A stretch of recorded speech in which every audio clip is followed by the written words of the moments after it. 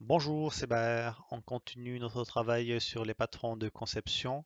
Pour aujourd'hui, on va voir un design pattern assez important dans la programmation orientée objet et qui traite un problème qu'on a déjà vu avant, mais sur un autre aspect. Alors, ce pattern, c'est le dependency injection. Il est né suite à la problématique du couplage du code qu'on a vu d'ailleurs avec le pattern factory. La problématique, c'est que il arrive lorsqu'on programme, on fait lier notre code à des librairies ou classes. D'où plus tard le souci à faire évoluer notre programme.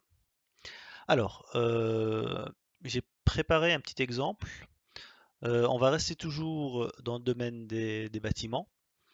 Vous voyez ici dans mon script principal index.p.php, euh, j'ai créé une instance contrat et avec cette instance, j'ai fait signer un nouveau contrat d'achat d'un chalet à Sébastien Vettel. Et si on va aller voir la classe contrat, on a une méthode send contrat et dans cette méthode, on crée l'objet chalet, qui correspond à l'achat de, bien évidemment, du propriétaire. Dans notre cas de figure, c'est Sébastien Vettel. Et ensuite, nous avons la classe chalet qui contient la méthode build avec un paramètre owner qui affiche tout simplement en fait le nom du propriétaire. Il n'y a rien de, vraiment, il n'y a rien de particulier, il n'y a rien de sorcier. Alors, on vérifie ça. Donc on constate que ça marche, hein. Il n'y a aucun problème. Un nouveau contrat est signé et puis le propriétaire de ce chalet est Sébastien Vettel. Donc encore une fois, on a créé un nouveau objet contrat, puis après on a utilisé la méthode de la classe contrat et ensuite à l'intérieur on crée une nouvelle instance du bâtiment qui a été acheté. Dans notre cas de figure, c'est chalet et on affiche en fait le propriétaire de ce chalet. Très bien. Alors, à votre avis, est-ce que vous ne remarquez pas un problème ici? Je vous laisse quelques secondes à réfléchir.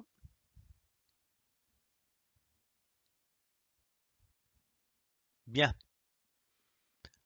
imaginons si un jour Lewis Hamilton veut signer un contrat chez nous et acheter plutôt une maison au bord du lac. Et je précise une maison. On constate que dans notre classe contract, dans la méthode signContract, on a hardcodé la création de l'instance chalet.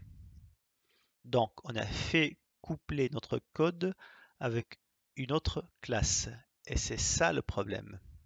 On ne peut pas créer une nouvelle type d'instance. On ne peut pas créer par exemple l'instance maison. On ne peut pas créer une instance immeuble. Alors, c'est quoi la solution? Ben, c'est l'injection de dépendance. Ou d'une autre façon de dire, on va ajouter les classes et les librairies selon nos besoins, sans altérer notre code principal. Ou on peut dire aussi d'une autre façon, on va découpler le code. Voilà. Alors, dans la prochaine vidéo, on va voir comment on va implémenter le pattern dependency injection et ainsi résoudre le problème qu'on vient de voir. Merci, à la prochaine. Au revoir.